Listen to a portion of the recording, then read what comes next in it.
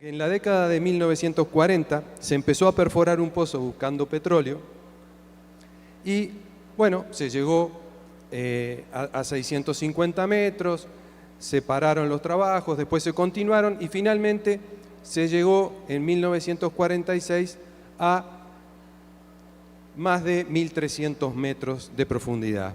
¿Cuál fue el hallazgo? Agua caliente. Petróleo no había, agua caliente. Bien, eso quedó por ahí.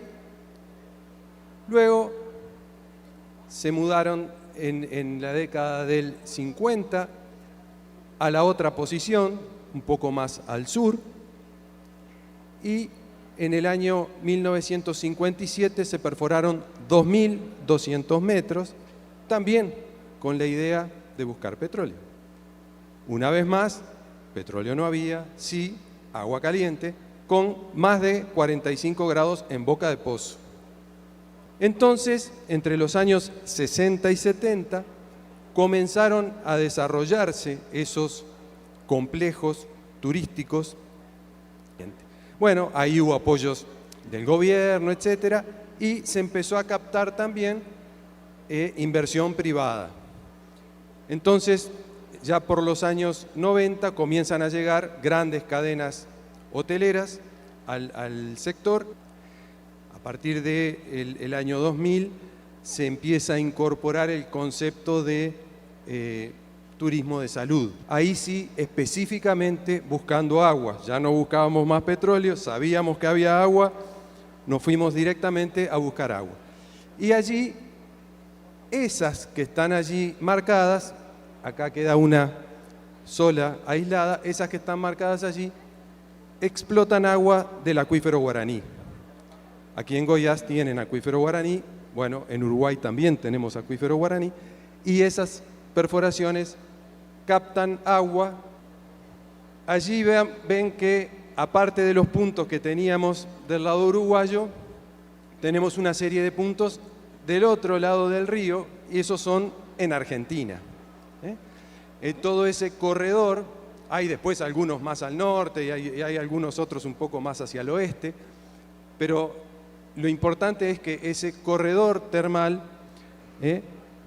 se ha impuesto en la región para un turismo muy importante, pero también nos implica ciertos desafíos. ¿Por qué? Porque, bueno, son aspectos transfronterizos. Allí tenemos que en esa área, los pozos del lado uruguayo tenían desde el año 2000 una normativa, un plan de gestión por ese desarrollo que comenzó a darse muy concentrado de pozos.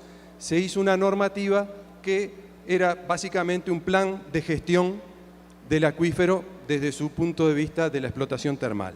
Y entre otras cosas, por ejemplo, esa normativa dice que no se pueden perforar dos pozos a menos de 2 kilómetros de distancia uno de otro, por una cuestión de que todos esos pozos tienen presión, el agua sale sin necesidad de utilizar bomba, y si empezamos a hacer muchos pozos uno al lado del otro, vamos a perder esa condición de presión e inclusive vamos a perder temperatura. Pero ¿qué pasa? El río que separa de Argentina no tiene 2 kilómetros de ancho. Y la normativa del otro lado es otro país. Entonces, ¿cómo hacemos para que yo no me vea afectado? Porque yo sí tengo una norma, pero del otro lado no la tenemos. Y eso es un desafío.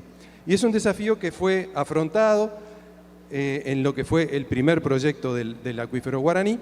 Y bueno, del lado argentino se empezó a trabajar en la elaboración también de una norma, ya que nadie quiere perder, en definitiva, el negocio, las inversiones que allí se hacen, que son muy elevadas.